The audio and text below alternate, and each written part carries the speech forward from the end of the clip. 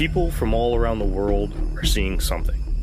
It disguises itself in the foliage of the trees and stalks the darkness of our peripherals. Every race, civilization, and generation seem to tell of the ones who mask their presence from the world of man. Large, upright, bipedal, and covered from head to toe in hair that blends them into the shadows. In Nepal, they are known as Yeti. In China, the Yeren. Australia tells of the Yowie, the Ucumar. From Argentina, the Almasty of Russia, and the Agogwe of East Africa. Those and countless others claim their position in the world that borders our own. Here in the United States, we tell of the Sasquatch, more popularly known as Bigfoot. Thousands of reports are filed every year through law enforcement or private tracking companies such as the BFRO. But the world refuses to recognize them as real. So how do you think they would feel if evidence was presented that claimed there are more than one species of Bigfoot here in the United States, each with their own population large enough to allow for breeding? Today we discuss not only the famous gorilla-type Bigfoot of the Pacific Northwest, but also the swamp apes of the wetlands of the Gulf, the Woodbooger of the South, and the Relic Hominid of the Northeast. Welcome back to Infinite Rabbit Hole.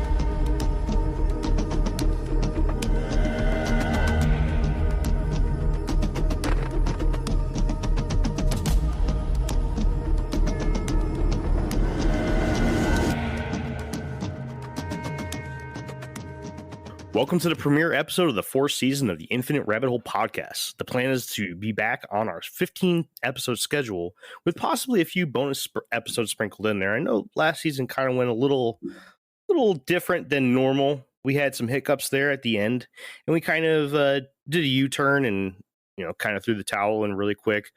Not because we quit, it is because we recognize that our product could be better. Little do people know that running a podcast is a lot of work, especially one such as the Infinite Rabbit Hole, where it requires you to do a lot of research.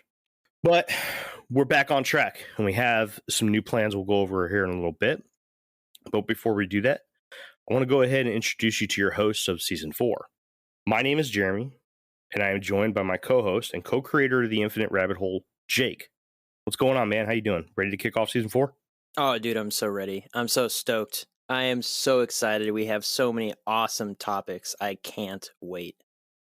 Yeah, we'll get into that a little bit more too when I kind of explain what I just said to everybody in a little bit. I'll go in a little bit more detail, but before then, we'll go ahead and jump in and introduce the new guy, the newest co-host of the Infinite Rabbit Hole podcast.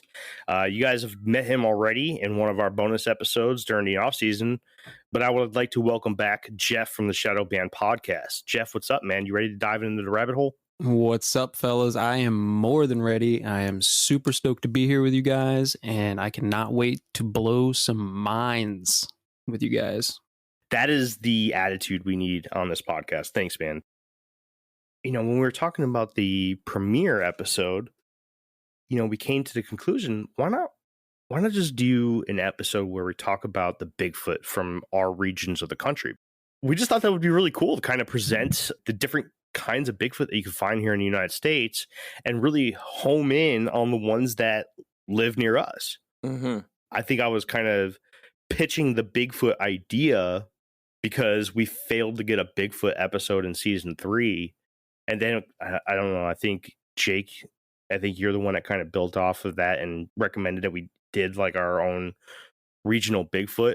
Or was it Jeff? I'm not sure. One of you two did it. Maybe. I completely fell in love with it. I was like, fuck yeah, let's do that.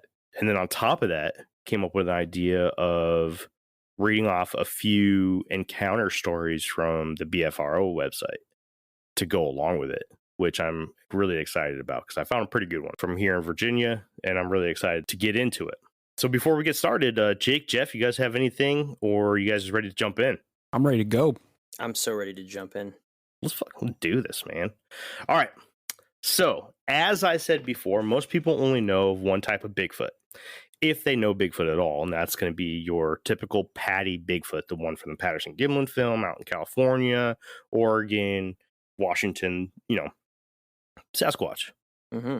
But to most Bigfoot researchers and enthusiasts, there are 2 different species, and each of those have 2 subspecies, making a total of 4. And there's also a decent handful of people that rather go by a different list, a list of 10 different subspecies. Today, we are talking about types 1, 2, 4, and 7 from that list of 10. And later on in the season, we'll be talking about another type, but we'll go ahead and keep that under covers for now till the time is ready.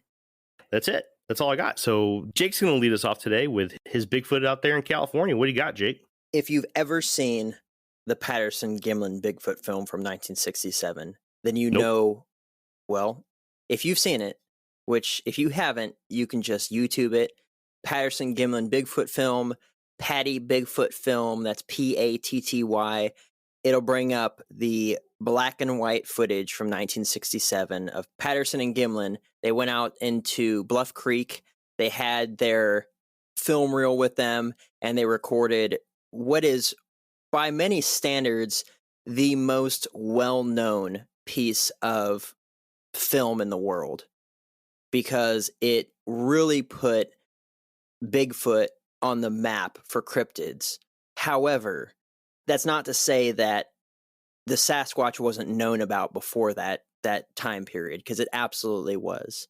The western portion of the United States contains California, Washington, Oregon, Nevada, and Arizona. It's not just the coastline. It's also, Arizona and Nevada, they're kind of connected in that area, but that's what is considered the western portion of the United States. And for centuries before the colonizing of that area into what we know now as the United States, there were over 120 Native American tribes that lived in that area. And many, many, many of them, not all of them, but most of them, had their own legends, their own stories, and their own names for the creatures. I have some written down here, names such as the Night People from the Wenatchee tribe, Evil God of the Woods from the Chinook tribe, Boss of the Woods from the Hoopa tribe, the Giant from the Owens Valley Paiutes, Devils of the Forest from the Quinault tribe. Just to name a few, but there's many, many, many more. It's crazy how many stories and legends and stuff from all those Native American people who lived out in the woods 24/7, 365. They were the ultimate woods people, and if anyone's going to know what was out there, it's them. And it's even more credible because of all these various people spread out through the whole western portion of the United States, and almost all of them had their own stories and legends of these giant, upright walking, hairy, kind of sort of people. They described them in various different ways, but they kind of all are the same thing. It's easy to see that, all the legends, all the stories, you can see the pattern. You can see that these are all the same, right? It's all at least some type of Sasquatch as we know him today, or a Bigfoot, as Jeremy was saying. But the way that the tribes described them is that they were quick, they evaded capture, they had reddish brown or black hair, they had large feet and hands, and had a foul smell to them. And there's even stories, I read a couple of them, where, so one thing that the Native Americans used to do is that they would make food out of acorns, and acorns have like toxins in them, and you have to leach the toxins out. You have to pound them into a mush and then wash them and wash them again and wash them again and keep changing out the water. But eventually the toxins will come out. And there's stories of Native American women who would be doing this process, and it was almost as if the sound of them pounding the acorns into mush would attract the Sasquatch. And if they were to get it completely free of the toxins and then they left it alone for whatever reason, a Sasquatch might jet out of the woods and grab it and run. There's stories of them stealing food from these people, what they ate, that they were omnivores, that they would eat fish, or sometimes they'd steal prepared food from the Native Americans. It was really interesting. There's a lot of those stories, and I really encourage people to just check that out. Just Google search, Native American Sasquatch legends or Sasquatch stories or whatever. And it's just, I mean, more than we could ever put on any of our seasons. Like, it would just fill up all of our time that we possibly had available to us talking about all these different various stories. They're very, very interesting. Besides what the Native Americans have, we also have normal everyday people that see them all the time. A lot of really good hardcore research comes from the BFRO, which is the Bigfoot Research Organization. If you live somewhere that's mountainous, I heavily encourage you to go onto the BFRO. They have states separated by counties, and I can almost guarantee you that whatever county you live in has had a Bigfoot sighting in the last 50, 60, 70 years. It's absolutely insane. And what's more credible to the BFRO is that they don't just take, when people submit a story or a sighting, or they heard a tree knock or they heard howls or whatever it is, they don't just take that and then broadcast it and be like, here it is, another Bigfoot sighting. They actually go in and they research it, and they have a follow-up article underneath it of what their researchers came about. They interview the people extensively. They go to the areas. They look for prints. They look for tree breaks. They look for all kinds of stuff, because they encourage people to reach out and say, hey, I had these experiences, but they don't take every single thing at face value, because they realize that a lot of people like to play hoaxes, especially if it's talking about something that technically doesn't exist yet because it hasn't been found by science, which is what a cryptozoological animal is. They're scientists, so they actually want to know what's truthful, what's a load of crap, and so they do their due diligence and get into the bottom of it. So hundreds and hundreds and hundreds of sightings over the last 50 years here in California. And on average, the Western United States Bigfoot seems to be around 7'9" to 9 feet tall. There are other reports of them being bigger, some as big as 15 feet, which very, very rare. But usually they're right in that zone that they have children, or they have young and offspring, and they're really small. I saw some reports where people have seen smaller Bigfoot, like a juvenile Bigfoot and infant Bigfeet, and they looked very small, like a lot smaller than you'd expect. Like, one was described as being a 4-month-old premature baby. Like, that's the way it looked like if you were to compare it to a human-sized baby. So very, very small, but as they mature and as they grow, they get to around 6 foot tall when they're juveniles or young adults, and then they shoot up to that 7'9" to 9-10 feet range. And the males are bigger than the females, as we see in most primate species. That's generally how it works, which leads me to believe that this is a real animal. But the way that they're described is the ones over here are rather gorilla-like. Kind of like if you put a gorilla on human legs. They look very gorilla-like. They have that really extinguished eyebrow that kind of comes out. They have a square jaw, flat nose, big cheekbones. They have reddish brown, cinnamon, black, or occasionally white hair. But even like the black ones and the reddish brown ones, they are seen sometimes with gray hair, or hair that's graying, because the animal's getting older, just like we see with mountain gorillas, where the silverbacks are just older gorillas. And they're estimated to be around 500 to 800 pounds. They're kind of shy, but they can be provoked and get aggressive if they're provoked into that. As far as Bigfoot goes, they're probably on the bigger end of, as far as their size goes, for the United States. So they're bigger, they're more calm, more shy, but they do interact with people. Sometimes people do get things thrown at them, or they're just trying to scare people out of the way. So I did my research, and I'm going to pull a couple things right off the BFRO, the Bigfoot Research Organization. And I wanted to read very briefly a couple of accounts that I came across. And they have very recent accounts. This first one is actually from June 6th of this year, 2021. And I thought that was pretty interesting because I don't know, it's easy to just kind of picture in your head that something that has been around for so long, but it's just like, yeah, but I haven't heard any sightings. Like all these sightings are from years and years ago. Well, no, this one's from a couple months ago. And so I was looking into it, and basically this woman is talking about how she was out in Hoopa, California, and she was hearing howls. They call them Ohio howls on the Hoopa Indian Reservation. This was documented on the BFRO, and this is what she writes, so I'm just going to read it out. Something woke me up from dreaming. I was dreaming I was trying to sleep, but there was a noise outside, so in my dream I got out of bed, and I went to the window and pulled back the curtain. I started tapping on the window to let whoever was outside know that they were being noisy and disrupting my effort trying to sleep. After my third tap on the window, I woke up from my dream and realized I had to go to the bathroom. So I got up made my way to the toilet. My bedroom window was open and my bathroom window was open.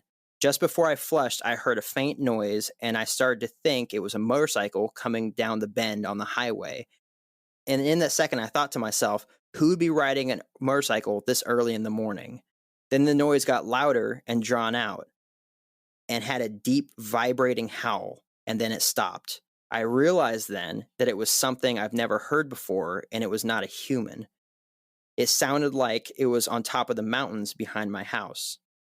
Afterwards, I noticed there was no dogs barking, not even my dogs, and there weren't even any crickets. It was dead silent outside. I was telling myself, oh my gosh, did I just hear what I think I heard? I headed back to bed and noticed the clock said 3:33 a.m. I asked my husband if he was awake. He had been snoring when I was in the bathroom. I told him I just heard something. I explained the sound to him and said I think it was a Bigfoot. I could not believe what I heard. Could not sleep for over an hour, and we laid in bed waiting to hear more howling, but there was no more. The next day I told everyone in my house. Nobody had heard it. Later Sunday morning, I used my cell phone to Google different animal sounds to try to find the same howl I heard. I tried mountain lion, wolf, fisher, fox, and none of them were in the least bit similar. Then I Googled Bigfoot howls. Oh my gosh. In 1994, Ohio moaning howl is almost exactly what I heard. I got chills when I listened to it. I played the recording in my household, and my oldest adult son recognized the sound also. He, as well as a few of his friends, have had a few experiences too, including a rock being thrown at him. He has the rock in his bedroom. So this account goes on, but this was recent, and this is not something that's uncommon. If you've never heard of people reporting howls or recording the howls, there's a lot of YouTube videos where you can actually go on there and research that, and you can type in Bigfoot howl. There's hundreds of videos of people recording these things, and it's exactly what this woman said.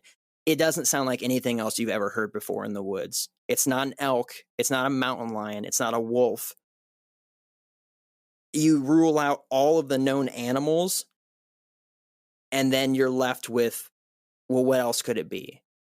And one thing that's really prevalent when it comes to Bigfoot sightings, or even hearing things like the tree knocks and or you have rocks thrown at you or whatever the case may be, is these howls. So it's really interesting. I had something similar hearing tree knocks on my last camping trip. I kind of went into it a little bit on our last episode, but I would love to be able to hear these howls. And I'm stoked that not only is it from really recently, but it's actually pretty close by. Like, California is a big state, but it's only in this state. Like, I could drive there and spend the weekend and do my own research. And that's something I think I'm gonna go to. I don't think I can get on the Hoopa reservation. I think you have to have special access for that, but I can at least get close by. So it's something I'm going to have to look into for myself. Hey everybody, bear with us while we take this quick break.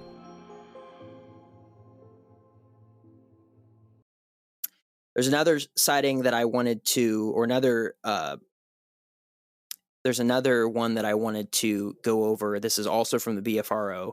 This one's from 1950, which, keep in mind, the Patterson-Gimlin Bigfoot film in 1967 put Bigfoot on the map as far as being a possible animal that existed in California. But this is from 1950, so clearly, based off of that, 17 years prior, a lot of people already knew about them. It wasn't until that film that those myths and those legends and those stories and those dramatic recounts and all those different things became plausible. So that's when people first saw what people were talking about, and it came from the realm of that crazy guy that I know that likes to camp a lot, that always talks about these weird things in the woods, to holy crap, that's exactly what he described, which is outstanding, as far as like the credibility of your crazy friend or whatever. But this one's from 1950. This is from Ojai, California, which is very close. That's 45 minutes away from me here in Ventura County. So this is what is observed. And I quote, "This happened when I was 12 years old. So it had to be in 1950.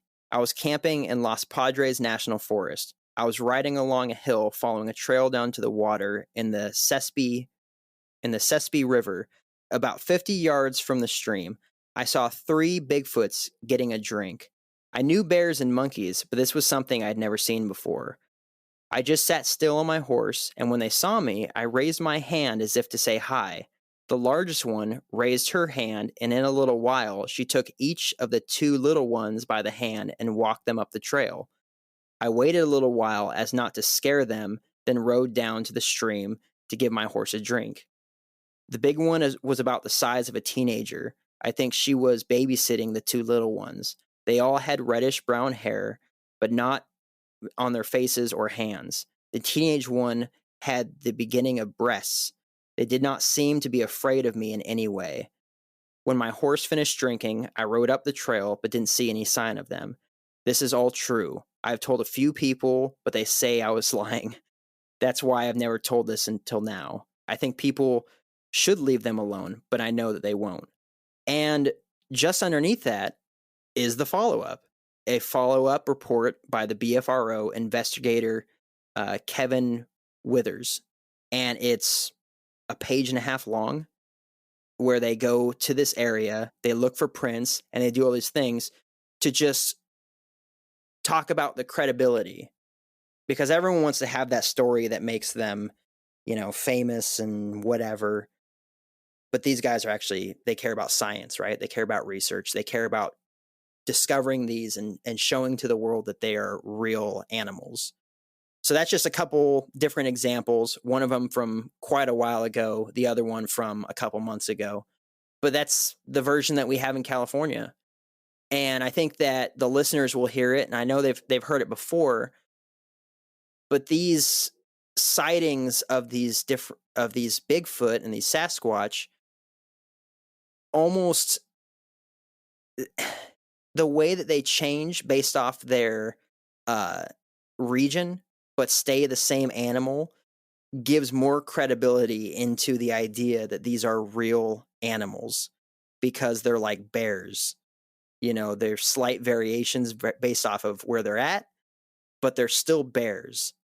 And so I can't wait for you and Jeff to get into this, Jeremy and Jeff to get into this, to show you guys, the audience and the listeners, that we think that these are real, and that's the one that you can expect to find on the West Coast, although they are known to be pretty much throughout the entire United States. But though that version that I talked about is primarily seen in the western region of the United States, although they do seem to travel. I can't remember if we stated it at the beginning, but that's the type 1. Mm-hmm. Whether you're a researcher in the Bigfoot and you believe in the 4 types or the 10 types, the type 1 through 4 is always the same. That's the type 1, known as the patty type, just like Jake said. It's just like a large gorilla. Dude, what a good dive, man. That was awesome. I learned some stuff too, especially about the size of the young, that baby. That's crazy. I've never heard that before. And it's not shocking though, right? Because we have other types of animals in the wild that have tremendously small young, like the kangaroos. Kangaroos are huge. They're like 7 feet tall. They are super muscular, and they'll just completely wreck you if you mess with them. And yet they have these little itty bitty pink, finger length babies that just spend all their time in the pouch until they're big enough to actually emerge out of there. That's marsupials in general. They're all like that. Possums, I know, like the Tasmanian tiger was like that too. That was a marsupial. A lot of people think that was a cat or dog. That was actually closer related to a possum than it was to a feline or a canine. For anybody that's looking into famous encounters of the type 1 Patty Bigfoot, you can obviously, like Jake said, you can look into the Patterson-Gimlin film. There's numerous famous encounters with these kinds, but the two that I really want to highlight for anybody that's really into the history of Bigfoot, obviously, I need you to look at the Ape Canyon incident and the Albert Ostman incident. The Albert Ostman incident actually happened in Canada, just north of the Pacific Northwest here in the United States. But those are really, really good, and those are historical when it comes to Bigfoot. Jake, awesome job, dude. Jeff, you got anything for Jake, man? Yeah, I got a question, or maybe more of a comment, but I'm looking at images from the Patterson-Gimlin film, and I've seen the footage before, but I just haven't looked at it in a while. But I'm looking at pictures from the film. Has anybody decided whether or not that creature is male or female?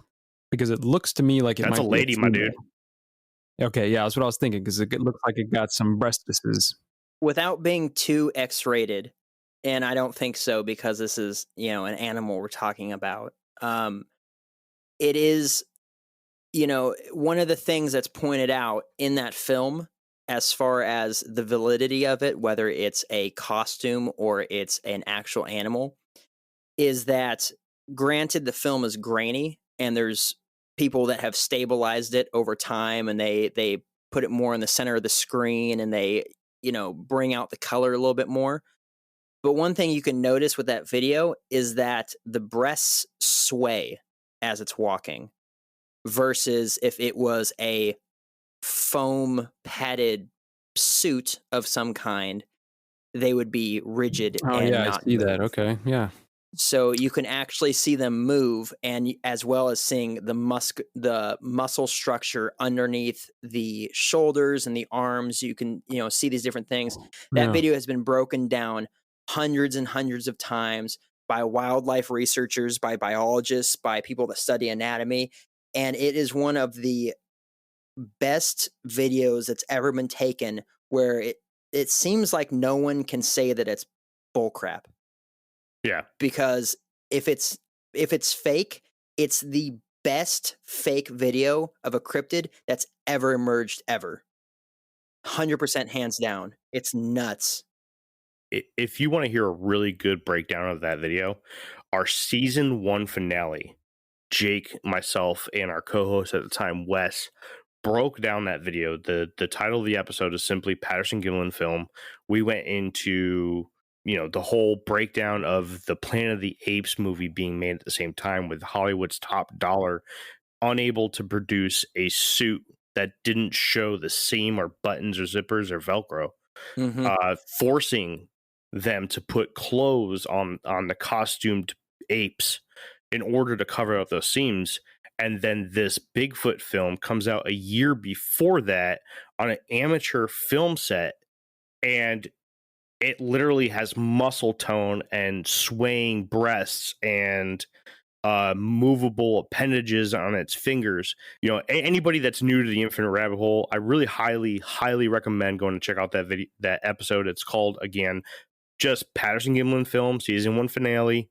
It's an hour long of us breaking down this historical video of a real life Sasquatch, which Jake, myself, and Wes, spoiler, all believe that is actually true, that we're looking at a real life Sasquatch. One of our most popular episodes to date, highly recommended. Jeff, if you haven't even heard that episode, highly recommend you go check out that one too. I don't think I have. I probably should.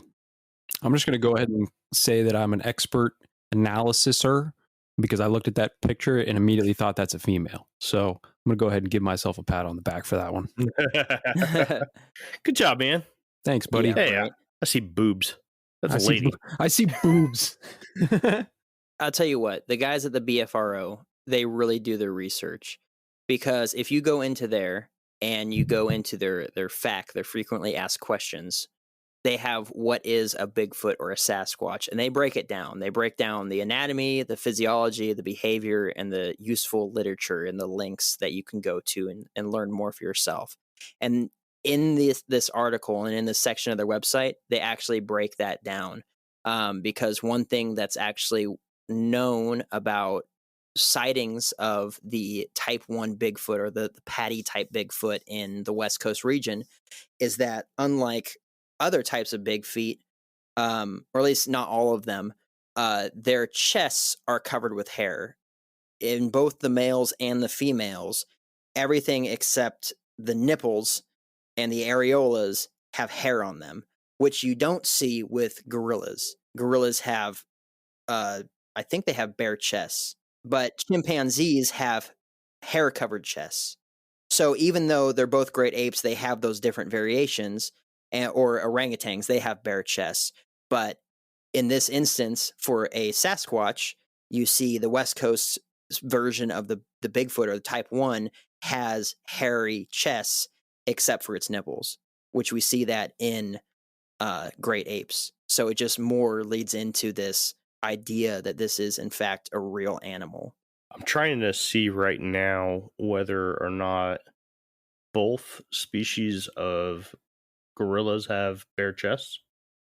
And it looks like the mountain gorilla has a little bit of a hairy chest, and the lowland has a bare chest. There you go. I also want to say, in regards to the BFRO sighting you brought up, where the guy essentially waved and the Bigfoot waved back, I definitely would not be waving at a Bigfoot if I saw one. In fact, I'd probably be as still as possible. So that guy's got some cojones. I think it would depend on how in danger you felt. Nope, not at all. I will not be drawing attention to myself. Period. Well, I can tell you that when I was on that camping trip and I was hearing all those tree knocks around me, I was in a tent and the tree knocks were a distance away and I didn't move a muscle. So I get it. Exactly. Because it was pitch frickin' black outside and there was no lights, and your eyes can adjust, but only so good. You know? So I was like, all right, I'm not even leaving my tent. Nope. I'm going instant fetal position. That's it. Well, good breakdown, Jake. That was really good, man. Thank you very much.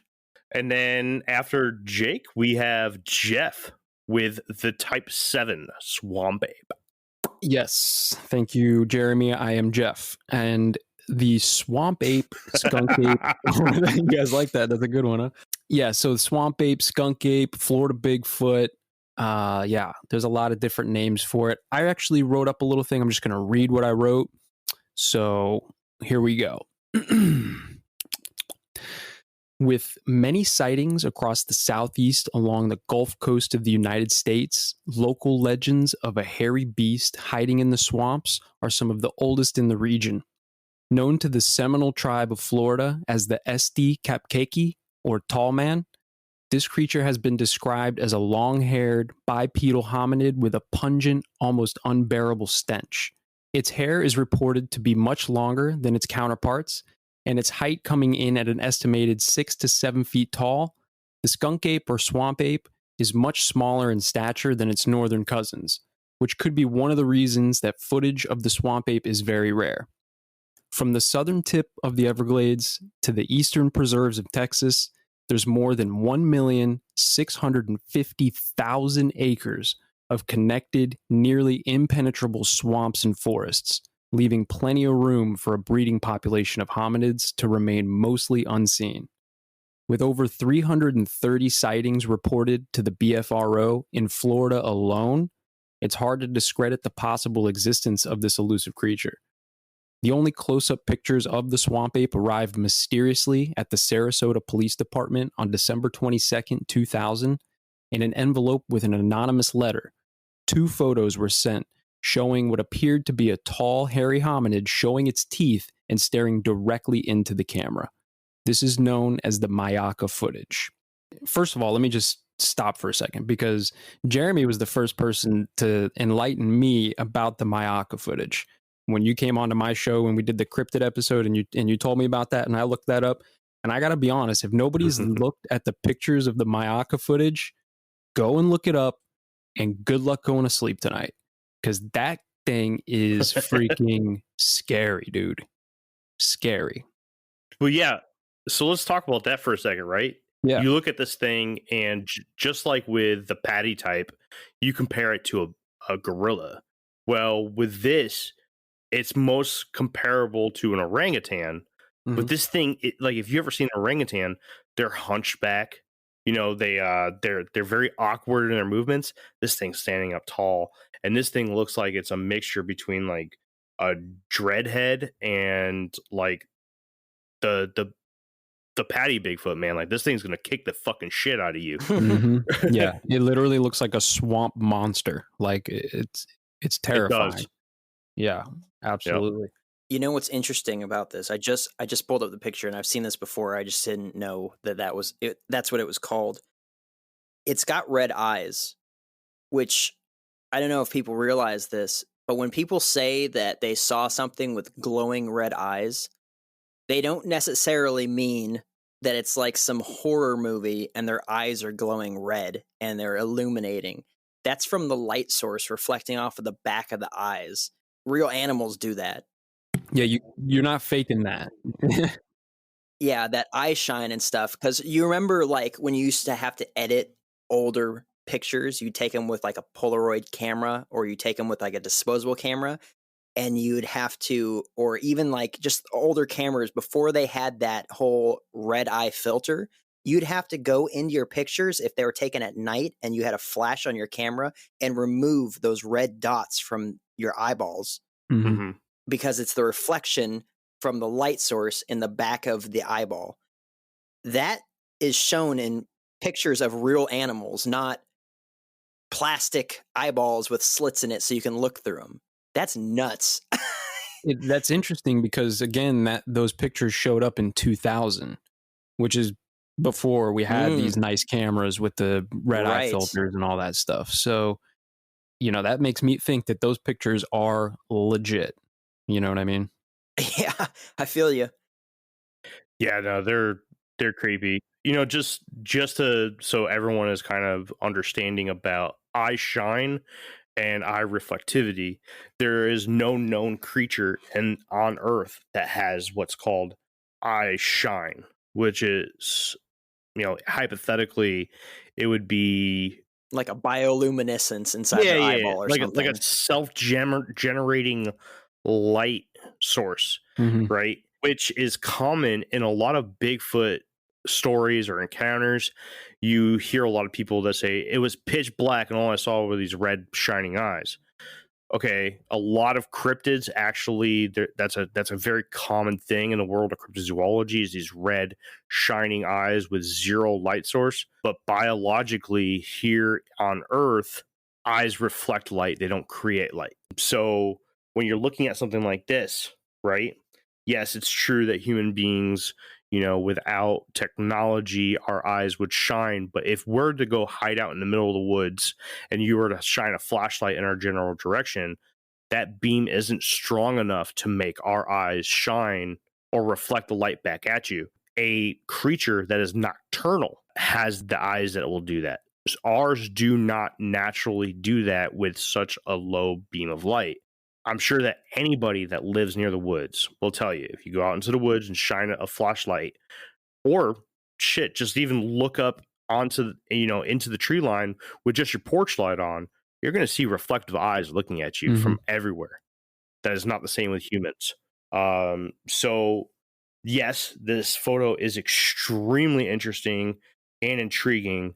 But what I think is most intriguing about it is that this is obviously not a human in a suit, because it would be very hard for me to believe that those eye holes would be lined up as perfect as they are to be able to reflect an old timey camera's light back into the camera lens. You know what I'm saying? I'm sorry about going so long winded there about that explanation, but I needed to describe, a bunch of things before actually saying that. I don't think that that's a fake image. I think that's a real creature. And I'm looking at it now. And again, I live in Florida. In fact, I live on the edge of a state, what do you call it? State park here. There's 40 or 50 miles of nothing but nature between me and the coast, right? So, when I'm looking at this picture, I see the palm fronds and everything. It's kind of sitting behind the palm fronds. Those palms are probably 6 feet tall, maybe more, and you can see that the top of his head is at that height. So this is a tall creature. So even if it was faked, like, you'd have to have somebody 6-7 feet tall, and it's hunched over, so taller than that, maybe. You know what I mean? That's taller than what it looks like. Yeah, it's hunched over, and it's kind of in the background a little bit. But the orangutan thing is interesting, and when I first heard that, it made me think. I was like, well, maybe it is an orangutan, because there actually is a very large well, I say large, but there's a big population of primates in Florida. A lot of people don't know that. We have monkeys here. Now, most of that is because they've escaped from zoos, from hurricanes and things like that. And also, like, people have exotic pets here in Florida and they get out. So there are monkeys here. It's possible that there could be big monkeys here, like an orangutan out in the wild somewhere. But if you look at a side-by-side comparison of an orangutan and this Myaka footage, you can clearly tell that it's not the same creature. And in fact, I forget the lady's name, but she's an expert on orangutans at the Miami Zoo, and they brought that footage to her, and she said that she does not think that that's an orangutan. Now, in all fairness, she also said that she doesn't think that it's a real animal. I personally think she said that just to cover her own career. You know what I mean? Yeah. But right. Yeah, she said that it's not an orangutan. So I'm going to roll that one out for sure. Monster Quest did that too. I think either her or somebody else reported from Monster Quest and kind of came to the same conclusion as well. So if anybody wants to check that out, just look for I want to say it's the Swamp Ape episode. If not, it'd be like a Southern Bigfoot or something like that on Monster Quest. You can find them on YouTube now. I also have two very recent sightings, Class A sightings of Swamp Ape in Florida that have happened within the last year. Okay. And there's actually quite a few. Before I get to those two, I'm just going to quickly mention, less than 5 miles from me in the 70s, there was a sighting by a bunch of kids at a lake near here. And then again, less than 5 miles from me in another direction, there was a sighting back in, I believe, 2017 of another one with people who were kayaking down a river. So the sightings are recent and they go back far as well, but there's a lot to go to this. But I'm going to get to one of these Class A sightings now. So the most recent one that I came across, it was this year, 2021, in March 27th in Sarasota County, the same place where they got the Myaka footage, same region, same area. This gentleman, I'm not going to read the whole thing because it's actually really long. I'm just going to kind of paraphrase all of it. But essentially, this guy was making breakfast. Him and his wife, they're cooking breakfast, and they have a window in the kitchen that looks out across the backyard. And apparently when this guy, looked up, he saw one of these skunk apes or swamp apes walking, about 50 yards out from tree line to tree line. And when he looked up to his wife and said, "Hey, did you see that?" Immediately, I believe it was his granddaughter, came running from the other room saying, "Did you see that? Did you see that?" So she had saw it as well from a different window in the house. So you had two people see the same creature at the same time. After they reported this to the BFRO, they sent the investigator out. They did find what they thought were footprints, but they weren't good enough for them to say, hey, this is definitely a footprint or not. They don't have any castings of it just because. And that's something that I want to bring up. There are examples of footprint castings that I came across from the swamp ape here in Florida, but there's not a whole lot of them. And I think the reason is because the ground here is so moist and it rains so often, tracks disappear within hours in Florida. Even if a deer walks across my yard, and I go out there the next morning, I can't find the tracks. You know what I mean? So I think that's one of the reasons there's not a whole lot of those tracks. But yeah, two people saw that creature at the same time. They estimated it was probably 7 feet tall, walking left to right, about 50 yards outside of his window from tree line to tree line. So that one was pretty interesting. And then there's another Class A sighting that I came across in 2020 in December. So, less than a year ago. Where was this one at? This one was in Okaloosa County. So this is in the northern part of Florida, up in the Panhandle area. And I'll read this one because it's actually really short. It says here, my husband and I were sitting in the woods hunting in northern Florida, about an hour from Alabama. We were sitting in the brush and heard a loud crunch, thinking it was a big buck. When my husband and I turned to look, about 80 yards out, we see a massive human-like figure that was covered in medium, longish, brown hair looking from behind a large oak tree at the end of a bottom towards the entrance of a branch head. Okay, so he's at the bottom of this tree, 80 yards out, peeking his head out. About 30 minutes later, we heard another loud crunch, and right behind a pine tree, we looked, and another 80 yards out, heading towards the bottom, we see the same large, hairy human figure turning and heading deeper into the creek bottom. So they heard it and saw it twice, two people.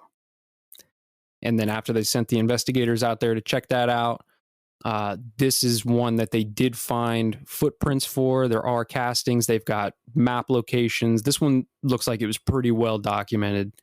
And they've got some pretty solid evidence to back up these two people's, account of what they saw. So I thought that was pretty interesting. And it's, honestly, the fact that these are two Class A sightings within a year of each other. Yeah. I'm kind of like, all right, man, like somebody's got to pull one of these things out of the woods one day so that we could see it. You know what I mean? Like, I know it's out here.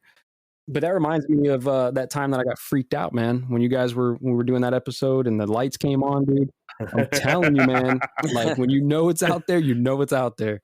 We got them spooked, guys. Oh, yeah. So Jake and I appeared on his show a little while ago. What, about a month ago ish? Something like that. Something like that. And we got towards the end, and Jeff's like, we need to cut this up short, guys. My motion light just came on. He goes, there's a fucking Bigfoot out there. Yeah, man. It would freak me out because I think we were talking about Bigfoot that day, if I'm not mistaken, or in that part of the conversation. And yeah, dude, the lights came on and I went and scoped it out, and I had to cut the episode short because I was like, no, man, I got to go do a little perimeter check here because this is not good. I love him, man. He's so freaked out. Love it. I really like stories that come from hunters. I honestly feel that, for myself, stories that come from hunters are more valid than from city folk. 100%. And or people that are in the cities and stuff. The reason why I feel that way is for a number of reasons. For one, they know what animals look like. Even if you're only a deer hunter or a pig hunter and you're that for your entire life, you see enough wildlife that you can determine if something is an upright walking bear or just a bear or something else or whatever. And they see something that they've never seen before, or they have these experiences.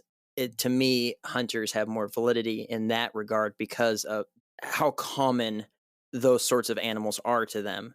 I couldn't imagine that someone that lives in a city environment would see a bear all that often unless they were traveling, although there are just a tremendous amount of, say, like black bear, 500,000 in North America. And, you get outside the cities and you see them, and, that is what it is. And people take pictures of them while they're camping, all that stuff. But hunters specifically, because they spend so much time out in the woods that they see them all the time.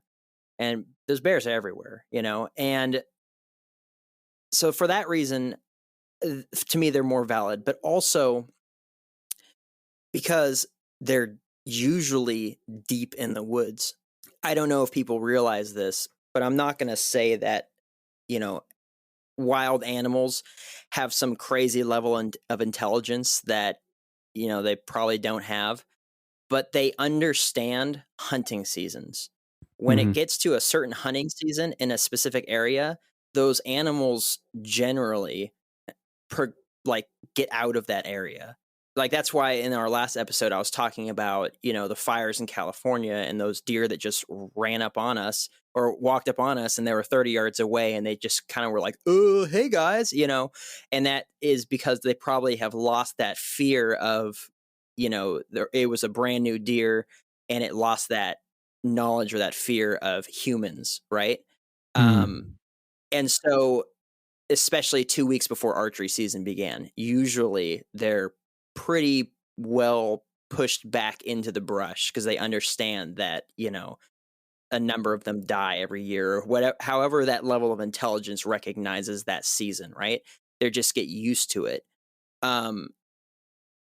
So when hunters are out there during the season and they're deep in the woods and they're seeing stuff, it's more valid to me because they're more likely to see it, and they're probably where those things live.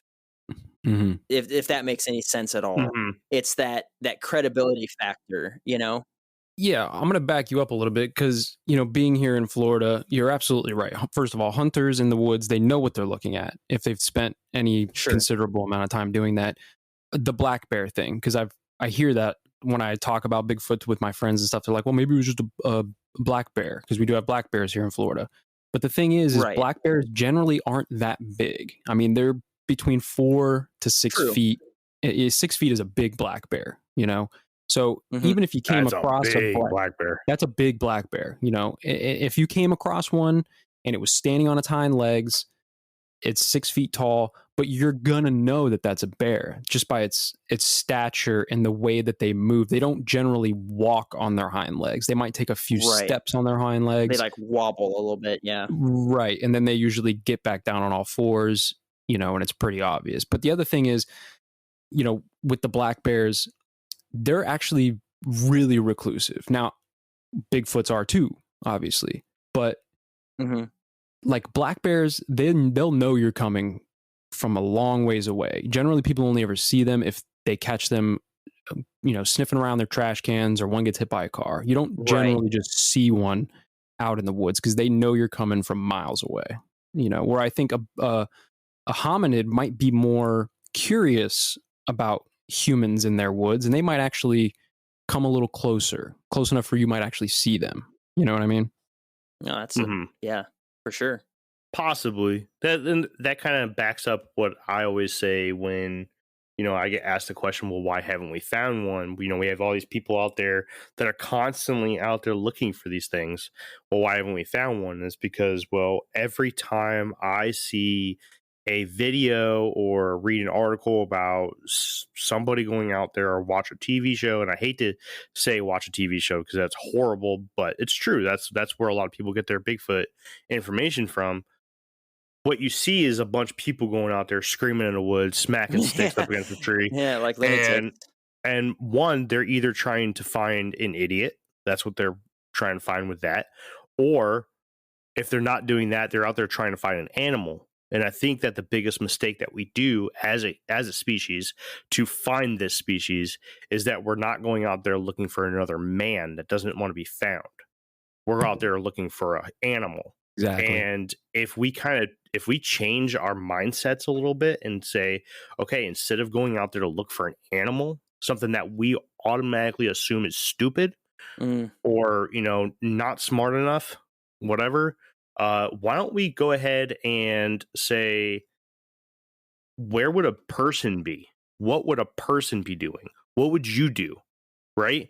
You have this entire, thousands upon thousands of acres and miles of woods that you can go hide in. Where are you going to go?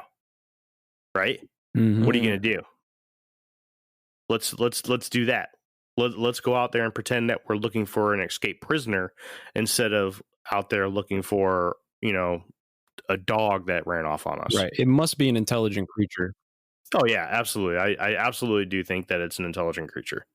Gosh, yeah, that makes sense to me because I'm sitting here thinking about it. I'm like, yeah, but it's an animal. And I was like, but we can teach sign language to gorillas and they can communicate with us. Yeah. And, I don't know what their intelligence level is. I don't believe that they're anywhere where humans are, where they're, self-aware, but aware of their own being and stuff. But they are still animals and they're incredibly smart. Right. And that makes a lot of sense to me. All the Native American tribes, when they talk about, their versions of Bigfoot, they always talk about it being an intelligent creature that they have respect for and that it has respect for them. And that there's usually a story in these tribes that is like, there's an unspoken understanding between us and the Bigfoots. What's the plural for Bigfoots, by the way? Is it big feet? Bigfoots? You know what? Sasquatches. It's just Bigfoot. So Okay. if you're talking about more, you're just talking about Bigfoot. It's like deer and deer. It's like moose. Gotcha. Meese. Okay. Moose. But I personally love calling them big feets. That's just me. It's a joke that I do, but I like it and I roll with it. Yeah, big feats. So yeah, they have it seems according to their oral traditions, the tribes and the big feats have an understanding and a respect for each other, which makes me think that those creatures are intelligent enough not only to hide from us, but to know how to interact with us and when to interact with us. You know what I mean? So how to scare the crap out of us. Yeah. Yeah. Yeah. All right, we got to get moving. Let me I'm going to go ahead and shorten mine down just a little bit. Jeff, dude, for your first reporting on the Infinite Rabbit Hole, that was great, dude. I really liked your little intro into the Swamp Ape. That was awesome. Thanks, buddy. Yeah. That was really good. Yeah. You're gonna do just fine here, kid. It's fun, man. This is a place where I get to write and read stuff. I get to actually do a little bit of professionalism here. And my show, you know how it is. There's no professionalism over there, so it's good. It's a fun show, though. All right, so I have the luxury of doing two types for you guys tonight. I'm not going to get into all the native lore and everything. I think Jake and Jeff did a good job with that, and we're already over an hour worth of recording, so I'm going to kind of dumb this down a little bit and just get down to the meat of things. And I'm going to just do one of my BFRO reports. Just as a recap, Jake did the type 1, which is the patty. Jeff did type 7, which is the swamp ape. I'm going to start off with type 2, which is the woodbooger, and end with type 4, the relic hominid. So at an average of 7 to 10 feet tall, the woodbooger is much more excitable and aggressive than the version of the Bigfoot that Jake was talking about, the type 1. Taking up residence in the southern states from coast to coast and oftentimes in the same forests and swamps as the previously mentioned swamp ape, the woodbooger's range may just be the largest of all the American Bigfoot species, depending on if the type 1 is actually nationwide. Just as much as they are spotted in the swamps, they are also seen in the forests of the more mountainous areas, such as the southern Appalachians, Ozarks, and very southern Rockies in the northern Arizona and New Mexico states. The most northern areas of the country where the woodbooger is spotted seems to be Pennsylvania, Illinois, and Colorado. If you were to just draw a nice straight line right across the country in those states, that's kind of the line where the woodboogers stay south of. The largest population of type 2s out there is thought to be in the Sam Houston National Forest of eastern Texas.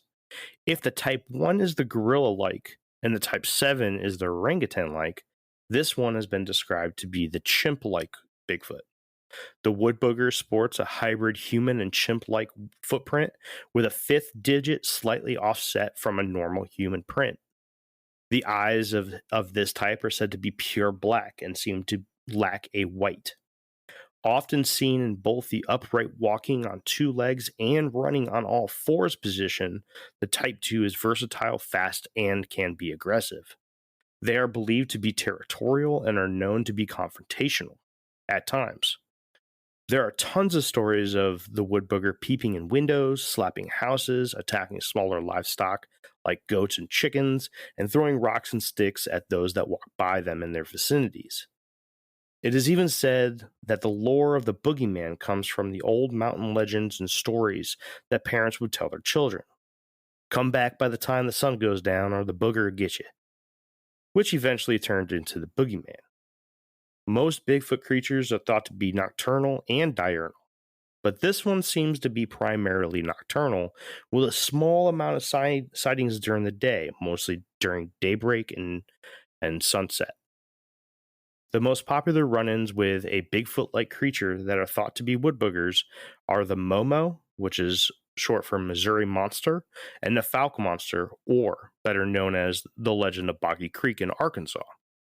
One thing I kind of wanted to really point out with this is the overlapping in environments between this one and the Swamp Ape. Mm-hmm. Now, Jake, you'll remember our very first quote-unquote official episode we did. It was a pre-interview with a Rougarou, where we talked about the Honey Island Swamp Monster. Now, the Honey Island Swamp Monster, there's a lot of division amongst the Bigfoot communities as to whether that is a type 2, like the one I just described, a type 7, like the one that Jeff just described, or even possibly, and this one's a little bit reaching here, but possibly a type 3 that we're not going to get into today, and we'll eventually get to in a different time, but it's much, much more aggressive. That's why it's kind of a reach, and the geological area doesn't necessarily fit. If you look more into, if you remember, Jake, during the episode, we were looking at the footprints, and the footprints were three-toed. Yeah. Remember that? And it looked very, very lizard-like, actually. It was very strange. Like a mutated footprint thing, yeah. Yeah, so awkward. Remember, we went on and on and on about like maybe it had its toes bitten off by a gator. We talked about that for like 25 minutes. I know. Yeah. That was the only thing we could really come up with. Is like it was mutated, like just some abnormality, or it had its toes crushed off or bitten off or cut off. Snapping turtle. Yeah, that's something we pointed out too during that episode.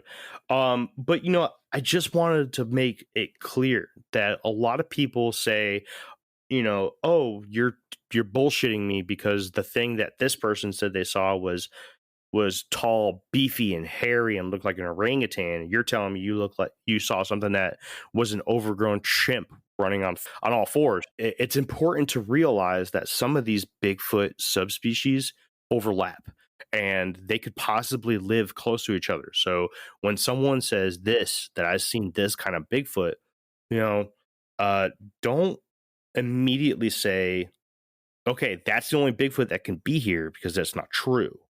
You know, don't discount somebody that says that they've seen this other kind of Bigfoot. Look at the geological area. It's out there. You can Google it. You know, there's plenty of sources out there that will explain to you the different kinds of Bigfoot in the regions that they're in, or most likely, and it's just the best picture that we can paint by the encounters that we've have. Fucking stumbled over myself there. I get what you're saying. That it's 10 times fast. It's like it's like there's canines, right? There's wolves and foxes, and people will be like, yeah, I've seen a wolf and I've seen a fox, but they could never exist together in the same area. Yeah. Exactly. Like, oh yeah, you saw an orange thing? Well, obviously, dude, the thing I'm seeing is gray and big. So you're an idiot. No, dude, come on. You know, it's important to realize that, you know, these things do live near each other nobody's bullshitting, or I mean, actually, a lot of people are probably bullshitting, but somebody could potentially not be bullshitting you. Mm-hmm. So have an open mind when you come to these things. Every single subspecies that we talk about today and the other ones that are on this list of 10 are very well documented. There's a good chance that all 10 of these in some way, shape, or form exist. That's pretty much all I have there. You guys got anything to add or any questions about the Woodbooger? No, but I think it's interesting that the Woodbooger is the origins of the boogeyman. That kind of blew my mind. I agree with that. And you know what? When you talked about your story, you probably saw a Woodbooger. No. No? The one that I think I saw is the one I'm about to talk about next. The more aggressive one. No, the Woodbooger is more aggressive. The type 3 is the most aggressive. Go ahead and we'll see if my thought process lines up with that one. Okay. All right. So the last one that I'm going to talk about tonight is the type 4, or the Relic Hominid. The Relic Hominid, or also known as the American Almas, is thought to be the most human-like of the American Bigfoot subspecies. The range of the type 4 is the northeast of the United States, going as far south as Virginia and as far west as Ohio. So you're kind of looking at those very far northeast states: Virginia, West Virginia, Ohio, Pennsylvania, Jersey, Delaware, New York, Massachusetts, Connecticut, Rhode Island, Maine, New Hampshire, and Vermont. And then, of course, it extends up into Canada. It actually gets very popular as you get to the portions of Canada just north of the northeastern United States. The size of this Bigfoot is comparable to the type 1, but is smaller in bulk. Where the Paddy type Bigfoot is very tall and bulky, like a linebacker, the Relic Hominid is very tall as well, averagely around 7 to 9 feet tall, but thinner and much more athletic looking, more built like a basketball player, instead of like this big hulking linebacker. They are most commonly spotted as black or brown, with rare cases of beige and white. The face of this type is said to look very human-like, with a structure that resembles a human with Down syndrome and almost hairless besides the top of the head and beard. The bare skin on the face and chest is commonly described as pasty gray or black with a leathery texture, and unlike the type 1, this version has a rounded head instead of the conical head that is prevalent in its northwestern cousin. Those that have had encounters with this creature say that it has an intelligence about it that seems very human-like. It is also reported to be aggressive at times, but nowhere near the aggressiveness of the Woodbooger or even the non-mentioned type 3 or type 5. The most famous cases of this type are what's thought to be stalking the forest near Whitehall, New York, also known as the Beast of Whitehall. That's it. If anybody has had the chance to listen to an episode that Jake and I did very, very early in our history of Infinite Rabbit Hole, what was originally called To Bigfoot or Not to Bigfoot, now it's just Bigfoot or Not to Bigfoot. It's still called Bigfoot or Not to Bigfoot. One of our most popular episodes for sure. It's top 5 of our most popular episodes.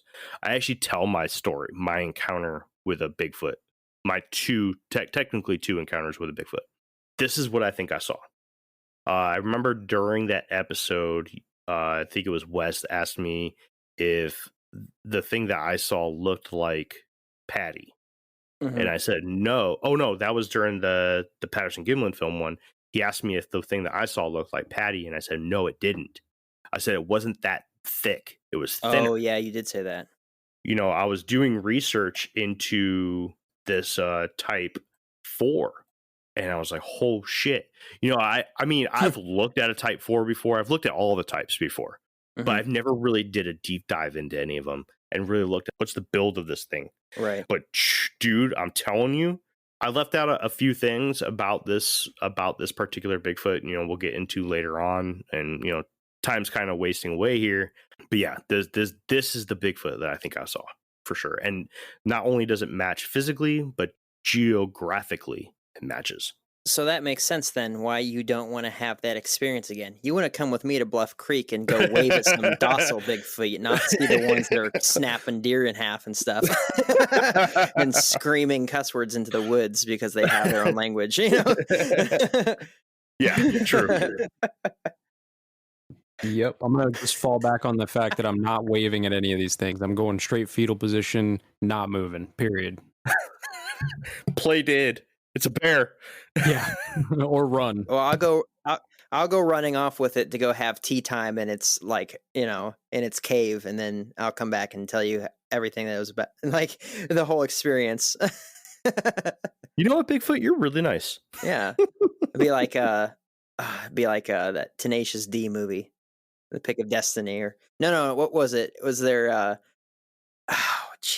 their music video where he's tripping on mushrooms and he meets Sasquatch in the woods and he's hugging on the trees and stuff. Oh gosh, I don't know. I've never You're seen a little that. baby Sass. Oh, I'm gonna have to listen to that. I've never heard It's it. awesome. Yeah, That's you gotta great. check out this music video. I'll send you the link. It's funny. Okay, please do. Well, Please do. We'll post it in a group. I just came across this doing a little Google search on your type there. New York town adopts Bigfoot as its official animal. Guess what town? Whitehall, New York. Yep. Interesting. Very nice. Whitehall is kind of the Bigfoot Hollywood of the East, I guess you can say. You know, you have some very popular places out west for Bigfoot hunting, but if you really want to dive into a town and an area that really adopts its Bigfoot, Whitehall's the place to go. It's very Bigfoot friendly. It's even got a Bigfoot festival. I was going to say That's a awesome. festival. They have Sasquatch Appreciation Day. Interesting. Yep. Yeah, I think Infinite Rabbit Hole is going to need to take a trip up there one day to that Bigfoot festival. Absolutely. Let me know how it goes. I'll stay here. Fuck that, you're coming with, dude. Scared of the Bigfoot, man. All right, I'll go. Fine. They want to stay away from people. There's no way they're going to just walk in the middle of the festival and be like, hey, guys, thanks. And if they do, we'll capture it. That's the thing about, like, Bigfoot researchers, though, because a lot of people that research Bigfoot have this idea or this knowledge that they've got to be in such small populations and numbers, or at least they're really, really successful at hiding. I mean, the areas we talked about, millions upon millions of acres of just nothing out there. Maybe the occasional cabin or like a fish camp or something like that, or a hunt club. But they're just so good at staying away from people that, you know, there's people that really want to see them, but a lot of people are kind of on the same page as far as like, we're not going to shoot one, we're not going to trap one. We just want, you know, 100% proof in the form of video evidence or hair samples or, you know, feces or whatever it is. But, you know, this idea, and a lot of people get really hostile with that, this idea that, yeah, if I ever saw a Bigfoot, I just shoot it and I just, you know, collect its body. Honestly, that might be the easiest way to go about proving that an animal exists for science, so that scientists can break it down and see what's inside of it and, you know, open up its brain and all that stuff. But people hate that idea. And I'm kind of on the fence with it. You know, I don't just run out into the woods and kill things. You know, I'm not a monster. I got to be honest. That day that I got freaked out and did a perimeter search, I did it locked and loaded, buddy. Well, and I mean, that's just being smart, because as far as you know, there's a person that was going to break into your house because you're quietly talking on a microphone and they don't, you know, or whatever. You know, that's just being intelligent, being smart, and having your wits about you. But at the same time, and that there, no one's going to argue that you shouldn't defend yourself, right? But Well, people don't never want mind. you. Well, but most people don't want, you know, the idea going around there that let's all just go into the woods with guns to shoot a Bigfoot. Yeah, no, I agree. I agree with that. Now a dog man, yeah. Blow that No, fucking a head dog right man, off. just clear out the brush, you know. Shoot a bazooka at the thing, you know, because if you don't get it, it's going to get you. But Have you looked into Dogman at all, man? Yeah, man. Dog man. The one that really freaks me out is the Wendigo. I mean, never mind. I'm not going to get into that. Dogman's fucked. Dog man, Oh, goat man. man is also fucked. I don't know if you got into goat man at all. Sheep Squatch is pretty cool. I mean, there's so many. It's ridiculous, dude. There's so many cryptids. Obviously, not all of them are real, but all of them are awesome. All of them are awesome to read about. They're fun. They're exciting. Some of them, most of them, actually make biological sense. All right, so before we sign off for the day, we're already way over time. I'm actually not going to read my report here, but I'm going to let everybody know where they can find it and what the title of it is. The title of it is Hikers Startled by Encounter at Remote Cabin Near Woodstock. This is in the state of Virginia and in Shenandoah County. This is a Class A report. For anybody that doesn't know about the BFRO, they grade their reports by Class A, B, and C. A means that there was a physical entity. B means that there is evidence proven that Bigfoot could definitely have been there, such as footprints, wood knocks, screams in the dark, shadows, those kind of things.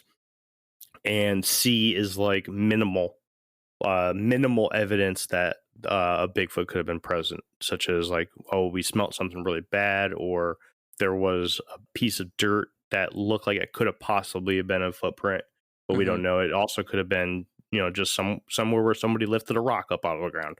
This is a Class A. This is something where they actually went face to face with this creature outside of their cabin in the middle of the woods in Woodstock, Virginia.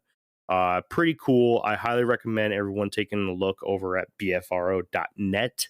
Going to Virginia, Shenandoah County. The report number is 30006. Check it out. Read it up. This is, I think this is a type 4. Again, Virginia is right on the border of the type 4 and type 2 area. So we have a little bit of both here. Two very different Bigfoot and two very different stories. So it's pretty easy to determine what's a 4 and what's a 2. Now, to kind of build upon what I was talking about in the very early portions of this episode, I said that most Bigfoot researchers out there believe that there are 4 different types, meaning 2 species and 2 subspecies each. The 2 technical species are the 1s and the 3s.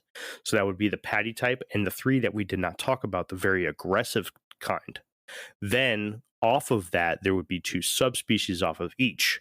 So the 1s and the 4s are considered to be of the same species, but having geological differences, just like Jake was talking about black bears that are a little different in the Appalachians compared to the Rockies. They're a little bit bigger out there in the Rockies because they have to compete with grizzlies, and there's more food out there like the elk and wild berries and stuff. So they're different.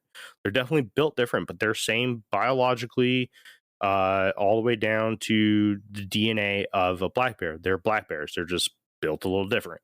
And the 3s and the 2s. So the unnamed 3 that we're going to keep secret for now, and we might dive into American Bigfoot again sometime later on down the road, and we'll dive into that one. And the type 2, the Woodbooger. The Woodbooger is a hellion and it is a troublemaker, but it's still not as aggressive as the 3. So that's what I kind of just wanted to go over that really quick. I really like the 10 different kind of Bigfoot thing, and if I had a chance to narrow that down even more, I personally would like to see a 6 or a 7 type Bigfoot list, because there's a couple of them on there that I don't believe should be Bigfoot. Number 9 and number 10. Number 9 is the devil monkey, and number 10 is a miniature Bigfoot. And I don't believe those are related to Bigfoot at all. There's also one other that I think is kind of a little far-fetched, but is actually very interesting, and I would love to cover it in a later episode. Other than that, anybody else have anything else to say? Speak now or forever hold your peace. Yeah. Nope. Okay, I got something to say real quick. What you got? Just to settle people's minds about like all this hokey, they're different stuff. I know we always use the black bears or the grizzly bears as the go-to for size comparison and all that stuff, and it is valid. But one article that I was looking at, one person, he took 6 different looking people. They're all different races. They had varying degrees of facial features, and it was just their faces, not their height, not their weight, not their physical, like, born without arms or legs or, various finger types or whatever. It was just their faces. And they said, look at one of these people, and if you had to describe to a person that had never seen what this one person looks like, but they knew of what another person looked like, would they believe you if you said this is what a person looks like? True. And it was, the first guy was a curly-haired ginger, big old afro on him, and he had super white skin. The very next picture was a very dark-skinned Asian man. If they had only ever seen dark-skinned Asian men, and you were describing to them a person that had very, very, very white skin, curly afro hair that's, red, do you think that they'd believe you that that's what a person looks like? And they're like, these are just people, right? Now, granted, it's a bigger population. We're way more spread out. We have, mixes beyond imagination as far as like what a person can be made up of, where their genealogy is from, and we can see that with Ancestry.com or whatever, 23andMe, all these different things. But, just take a small area, just take the United States, for example, all these different Native American tribes, wherever they came from originally. Some people say that, from the Asian area, because they have similar features and all sorts of stuff when people migrated here. But even those people in just the United States, they looked different. They spoke differently. They had their varying degrees of features and stuff that separated them in their tribes and, specifically their regions and all these different stuff. They were still the same group of people, but over the years and over the hundreds of years and stuff like that, they changed in their varying degrees. And that's all we're saying, is that this is a real animal that, because of its different regions, because of its maybe inbreeding in those specific regions, that they have become different from each other. Maybe not in their species, but in their appearance and in how they operate and their aggression level and all these different things. And if you think about it in the way of people, then it makes a heck of a lot more sense. Because, black bears are good, and it's a good example, but we only really have a couple different types of black bears as far as their size goes and, all these different things. I think using people as an example is way better as far as, the differences that you can see in people. I see that. That's actually a really good way to look at that. Very good. I like that a lot more. I don't know why people automatically go to black bears. I've seen that as an example so much. I think it's because it's an apex predator. Yeah, probably. It's something that's much more comparable in most people's mind, because a lot of people, when they think of Bigfoot, they're not necessarily seeing something that could potentially look like a human. They're looking at something with hair, with fur. Right. They're looking at an animal. And I'm not saying Bigfoot is an animal or not an animal. I'm just saying is that, they are considered to be a primate. All right. Well, that has been another episode of the Infinite Rabbit Hole. Thank you for joining us on our premiere episode of season 4. This has been the American Bigfoot. As I said before, we're going to start ending these episodes with what's to come. And our first host in the rotation of topic choices is Jeff. So I'm going to go ahead and give it to Jeff real quick and let him tell us what we're going to be learning about next week. Jeff, how are you going to blow our minds, man? Well, we are going to talk about the amazing story of Atlantis. And no, I'm not talking about the cartoon from Disney.